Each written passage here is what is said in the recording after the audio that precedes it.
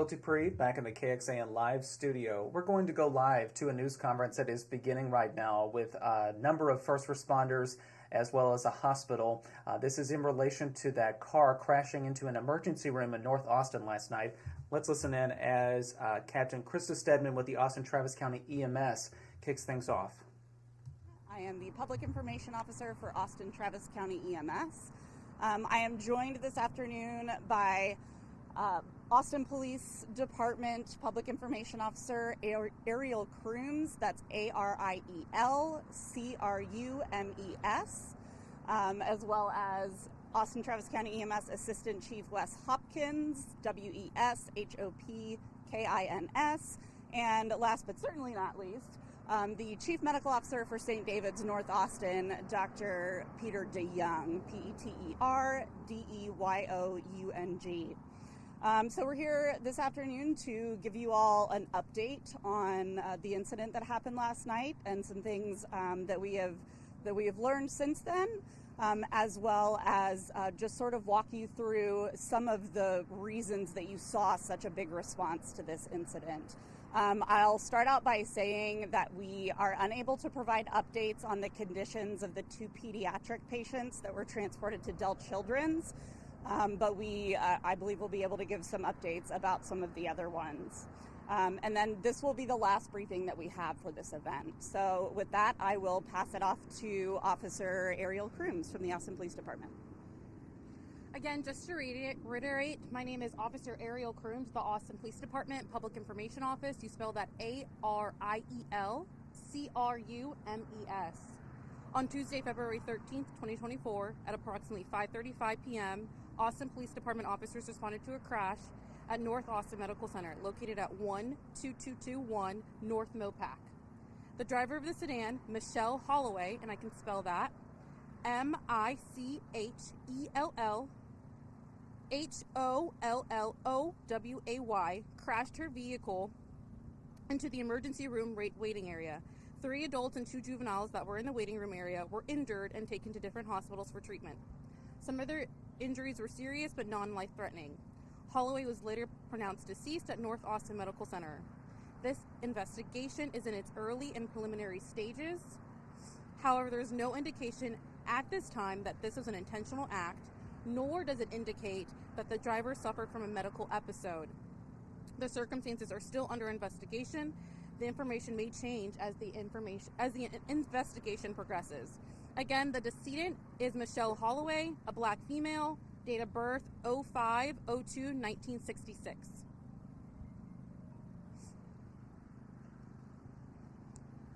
Good afternoon. My name is Wes Hopkins. I'm an Assistant Chief for Austin Travis County EMS. We wanted to give you some updated information.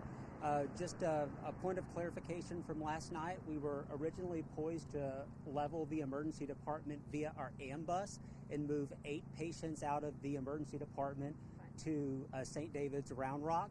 However, that ended up being 5 patients. There were some patients that were able to be admitted and some patients that were able to be discharged. And so that number went from 8 into 5. I wanted to take a moment to talk about just the large response that you saw here as the calls come into 911. We definitely, being 5:30 in the afternoon, given traffic and the just sheer volume of calls we have, front-loaded this. We've got mass casualty levels 1 through 5, 1 being the large volume of patients, 5 being the least. And so we leaned heavily into this from a 5 to a 4 just to make sure that we had the number of ambulance resources here to meet the patient volume that we didn't know we were going to have. And so we were very grateful that it turned out to be a lower number of patients. I would say that, the Austin Police Department, the Austin Fire Department, and Austin Travis County EMS trained for this type of incident. However, being at a healthcare facility, we had medical providers on staff. And so it was a really interesting situation. We're very grateful. The medical staff definitely jumped in harm's way in a very austere and dynamic environment and came to meet the needs of those patients, and we're incredibly grateful. It certainly made the jobs of the 3 public safety agencies, a lot easier when we got here to make sure that we got all of the critical patients triaged And then we got the two of the most critical patients off the scene in right at about 30 minutes, which is not bad, just given the sheer number of chaos and people calling 911 and bystanders that we had on scene and had to sort that out. So we're incredibly grateful for the medical staff of how they stepped in and definitely helped us. It made our job so much easier.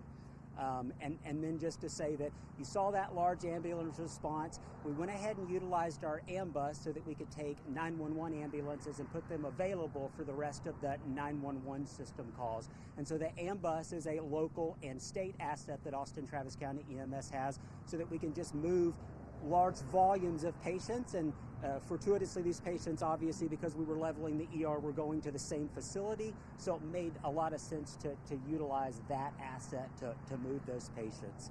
So point of clarification there, and we'll be around at the end for questions, and at that point I'll turn it over to you, sir. All right. Thank you everybody for being here. Dr. Peter DeYoung, I'm the Chief Medical Officer at St. David's North Austin. I have a brief statement I'm going to read from, and then I'll add some additional remarks. St. David's North Austin Medical Center is grateful for the swift efforts of our first responders, the safety of our patients and their families, as well as our employees. It remains our number one priority. St. David's North Austin Medical Center has resumed operations and is open to EMS transports as of 7 a.m. this morning. While the hospital's north entrance remains closed, visitors and staff can use our other entrances, including through the Children's Hospital and the Women's Center. We are hopeful that our north entrance will be open later this afternoon. Patients who are arriving for surgery are being asked to enter through the hospital's west entrance. So that's the official statement, but wanted to just share with everyone, I just want to turn and thank all of you so much for what you have done. For your quick response, for partnering with our facility and saving lives. It was a chaotic environment, but you added order, and it made such a difference. So thank you for your partnership, each of you. I also want to thank the entire hospital team.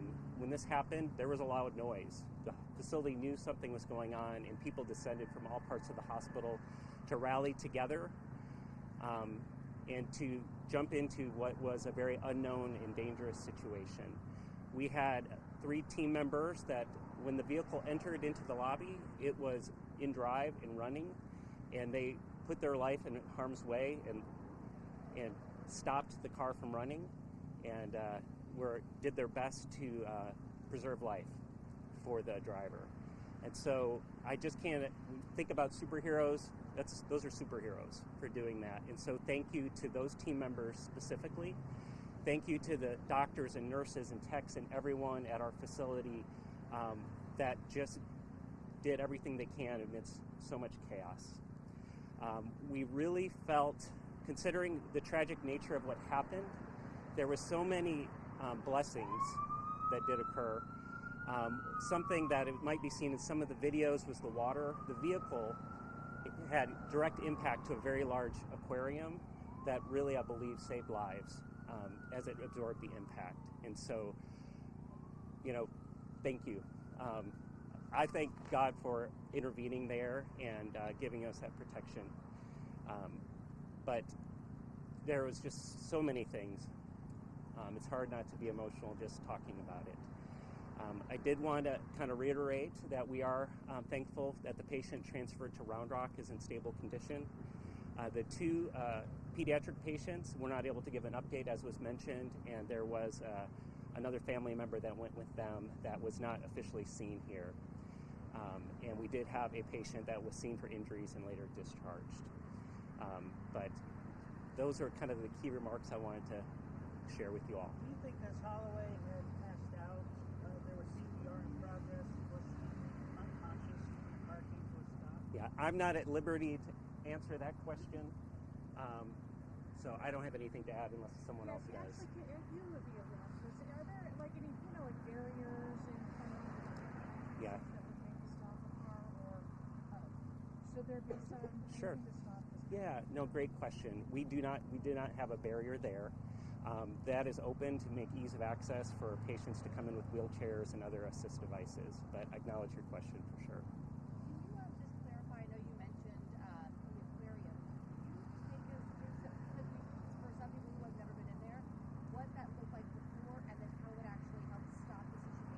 It is a very large aquarium of substantial size with many gallons of water. And so that aquarium absorbed a large part of the impact, and also was a large amount of water that went onto the vehicle. There was lots of pictures of smoke that have been on social media. From what we can tell, that smoke was all from the tires continuing to squeal on the tile. And so we're thankful that was able to clear out. Doctor, is there any indication of how fast this car may have been traveling? We haven't seen video of the impact. Sure. I'm not at liberty to speculate that. I don't know. You step up and we can hear you. Yes. Was there any indication if this car was speeding? Was it somebody trying to get to the ER, or just mishap? Any kind of characterization? Okay, at this time, vehicular homicide is still investigating, so I do not have the answer to your question. You don't know the speed of the No, I do not. Vehicular homicide is investigating. Is there any video that you guys are looking at of the actual incident? Vehicular homicide detectives are still investigating. They're looking at all video, talking to all witnesses, so I do not have an answer to that question. You mentioned that ruled out medical. Can you speak up? I'm sorry, I can't hear you. You mentioned that you ruled out medical. Correct. What is, for those of us that are not doctors, what does that mean? And does that rule out any psychological? So this is the preliminary stages of the investigation. So I do not have the answer on whether or not it was a psychological event or a mental health event.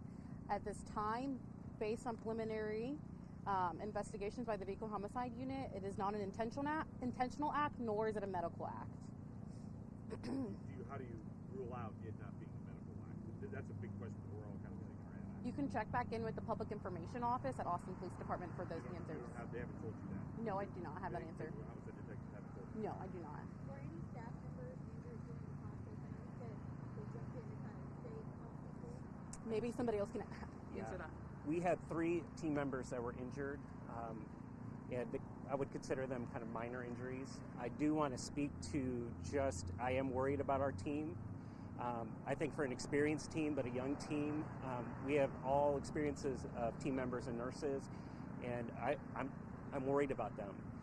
We have we have chaplains and employee and counselors available to support them during this time. Do we know whether the ER is going to be open? Great question. So over the course of the night, from about 11 p.m. to 7 a.m., we had over 30 people working in the emergency department, and it looks amazing. We have walled off the areas of damage to the registration area and part of the triage area, but we hope to open up the lobby for business shortly. We have been working through our ambulance bay for walk-in patients during this time. So they can still walk in like we did with the Yeah, the ambulance bay is what's being used right now, but we expect later this afternoon to use the main entrance. So About how long was CPR performed? Yes. before it was called? Pardon? About how long? Who performed the CPR exactly? Yeah. How long? It was our physician team there. I don't have the answer to that question.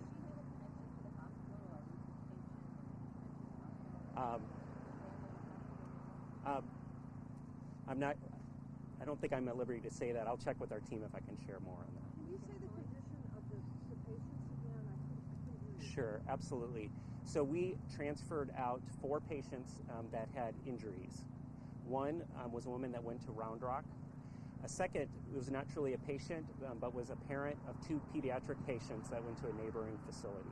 I can only speak to the stable condition for the patient that's in our health system at St. David's Round Rock. Was Michelle Holloway a former employee or current employee of the hospital? Not that I'm aware of. Were all the people that were injured, were they in a waiting room? Yes. This is one of those things I would consider providence, in that the waiting room had been cleared out. It can be a very busy place, and that there are relatively few patients there at this time, and we're very thankful for that. But they were in the waiting room in the area around the aquarium. Were there any other patients in the waiting room as well? I believe so. I can't speak to how many. Does this accident make you want to, I don't hear too much, so forgive me if I'm asking again, but does it make you reconsider the bollards or kind of measures, precautionary measures outside? Those are things. Would be out of my chief medical officer hat, that I'm sure the operations team has lots of expertise I hear what you're saying, though, and we will be discussing this. Thank you guys very much. I'm going to get these guys back to work. We appreciate everybody being here.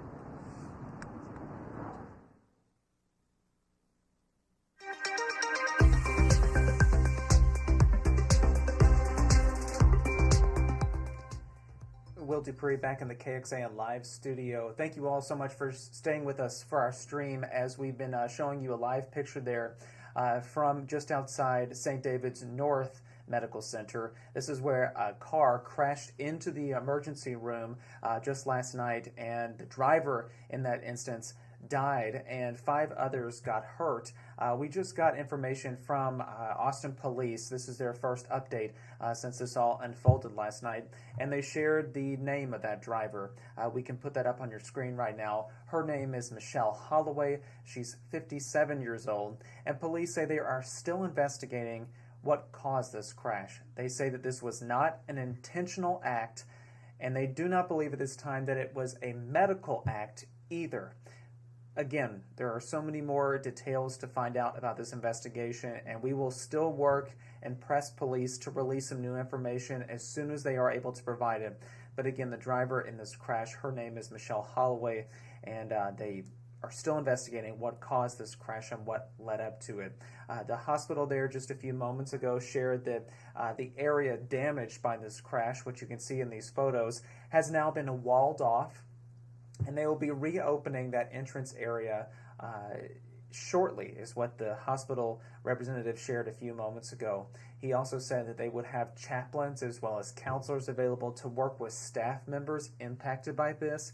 They said that 3 staff members from the hospital jumped in immediately to try to stop the car from running, and that's what caused a lot of the smoke that people saw inside the building there.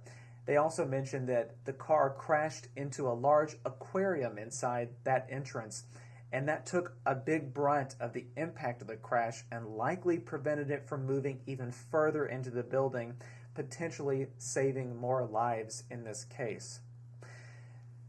If you want to read more about the coverage of this crash, we have a lot of that on our website right now at KXAN.com. You can also check it out if you downloaded the KXAN News mobile app, so please pull that up on your phone as soon as you would like to read a little bit more about what this investigation has unfolded and revealed.